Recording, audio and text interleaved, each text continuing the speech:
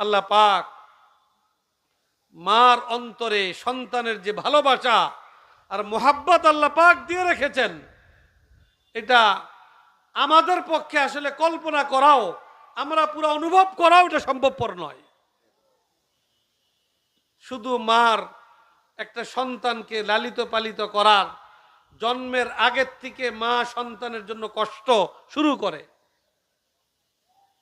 এবং জীবনের শেষ মুহূর্ত পর্যন্ত সন্তানকে সে নিঃস্বার্থ ভালোবাসাই দিয়ে যায়। সন্তান মাকে কষ্ট দেয়, মা সেই ভালোবাসা দিয়ে সে কষ্টকে ভুলে যায়। তো যাই হোক, এটা হলো হুব্বে তবঈ, স্বভাবজাত ভালোবাসা। এটা আল্লাহ পাক মানুষের মধ্যে দিয়ে রেখেছেন। আরেকটা ভালোবাসা আছে হুব্বে আকলি, মানুষ তার বিবেক দিয়ে কিছু জিনিসকে ভালোবাসে। যেরকম টাকা পয়সার মোহাব্বত, এটা মানুষের মধ্যে আছে কিনা? আছে। তবে এই ভালোবাসাটা হইল বিবেকের দ্বারা।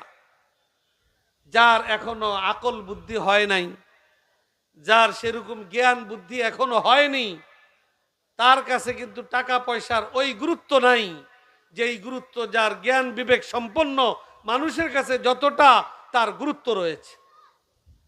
একটা ছোট্ট বাচ্চা যে এখনো জ্ঞান বুদ্ধিতে পরিপক্ক হয় নাই, তার হাতে যদি 1000 টাকার নোট থাকে আর আপনি যদি 1 টাকার একটা চকলেট তাকে লোভ দিয়া ওই 1000 টাকার নোট তার থেকে নিয়ে যেতে চান, এটা সম্ভবপর কিনা?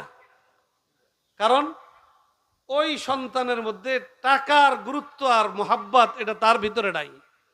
কারণ টাকার ভালোবাসা আর মোহাব্বত আসে হইল জ্ঞান বিবেকের তাড়নায়। জ্ঞান বুদ্ধি যার মধ্যে নাই, তার কাছে টাকা পয়সার কি নাই? কোনো গুরুত্ব আর ভালোবাসার মোহাব্বত নাই। তো টাকারও একটা মোহাব্বত আছে, তবে সেটা হলো হুব্বে আকলি। আরেকটা মোহাব্বত আছে, সেই মোহাব্বতের নাম হলো হুব্বে ইমানি। হুব্বে ইমানি হলো ইমানের তাকাজা পূরণে ভালোবাসা।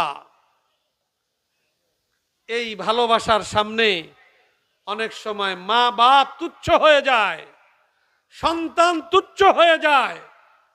সাহাবায়ে কেরামের জিন্দেগির মধ্যে যদি আমরা লক্ষ্য করি, তা আমরা দেখতে পাই যে পিতামাতা, সন্তান সন্ততি আল্লাহ এবং আল্লাহ রসুলের মোকাবেলায় তাদের সামনে তুচ্ছ ছিল। কত যুদ্ধের কত ঘটনা, এবং আল্লাহ পাক